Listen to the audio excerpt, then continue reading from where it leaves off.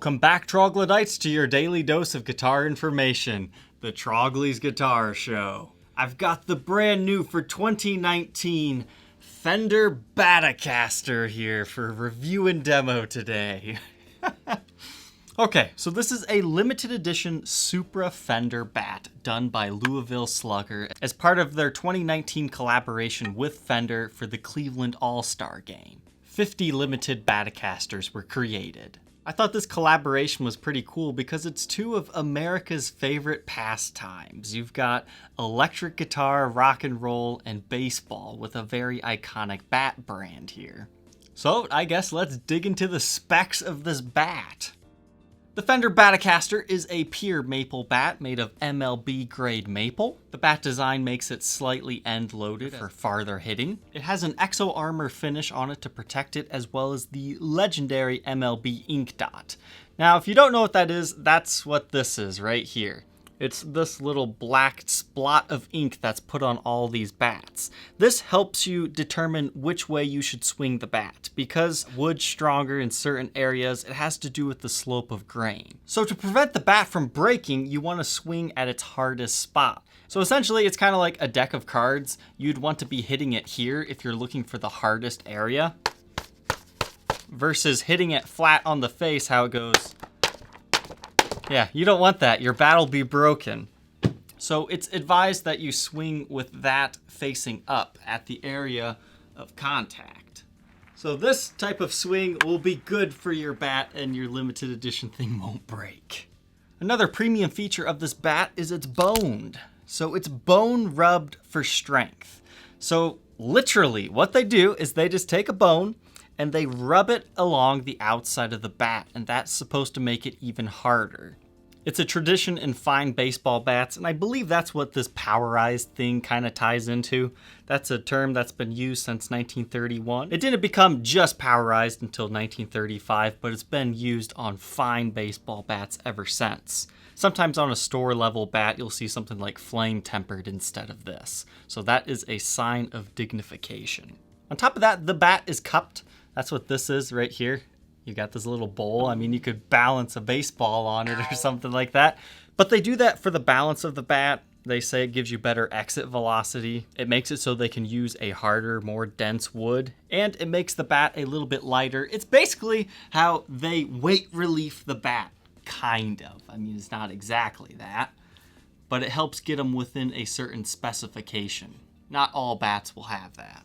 The bat's handle is engraved play loud, and it tells you what number out of 50 your bat is, and there's also a special pick medallion that has the Louisville Slugger logo and the Fender logo on it. They use seamless decals on here, so it just kind of looks like they're painted on. We've got Fender's logo right at the barrel of the bat, then you have Louisville Slugger's LS right here. And over here you have the Supra logo as well as the MLB logo. Essentially what Supra is, it's what they put on their higher end bats that are collectible, their limited edition stuff. That's the best I could find on their website. There's not a lot of info out there. Fender did the 3-tone sunburst paint job on these, so it is something Fender was a part of. It's not just their name brand on something like a t-shirt, but Louisville Slugger did all the decal work as well as building the bats. And this one is based off of their C243 shape.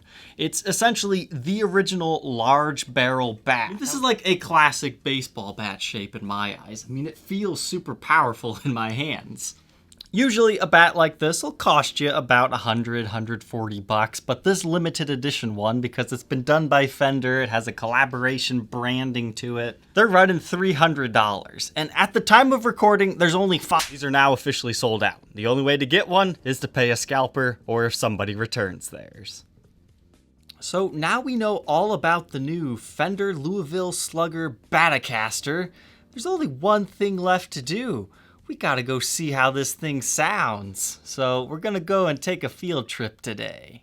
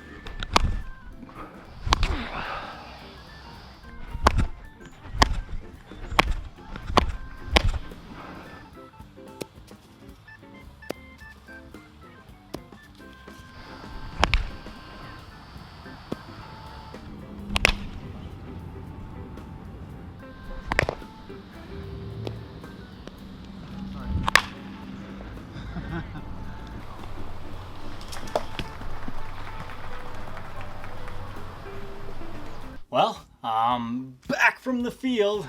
Time to do a damage report here.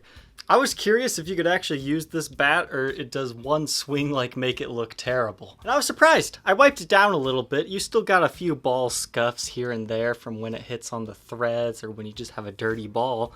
But, you know, for the most part, I think this thing holds up, and honestly, the wear and tear I think will make this thing look really cool over the ages. And this is actually the first time I've used a wooden baseball bat, let alone a maple one. Man, that sound. It's just beautiful. So as far as the playing aspect goes of this thing, not only is it beautiful, not only is it fun, but it's just a great bat. I had a great time with this thing. It rocks the stadium in a different way. Now let's talk about quality control on these bats. I'm sorry, Louisville Slugger. I mean, this is the first bat I've ever purchased from them, but my favorite sport to play is baseball, so I was super pumped when I saw this get announced. But their attention to detail is very lacking here. I would expect things like the Fender pick to be centered with the lettering and the numbers to actually curve to the correct curvature of the bat. This one's not so bad with the numbers, but the pick, that's just sloppy, guys. Come on, you can do better than that. I'm happy to say they did a lot better with number 43, but do you see how the number just kind of like falls off of the curve? With them charging 3 times the amount for this bat, they really should get these fine nitpicky collector's details down, I think. Also, there's a chip in the finish on this one, so kind of disappointing seeing as this is a collector's bat. But this is not the only project that Fender and Louisville Slugger collaborated with each other on. For that one, we'll have to switch over to my would you rock or not style. But we'll go ahead and go through each and every one of these next week for Fender Friday, as well as take a look at the artists behind each of them. Alright, thank you Troglodytes for tuning into this interesting episode of the Trogly's Guitar Show, and we will see you tomorrow on the next episode. Take care!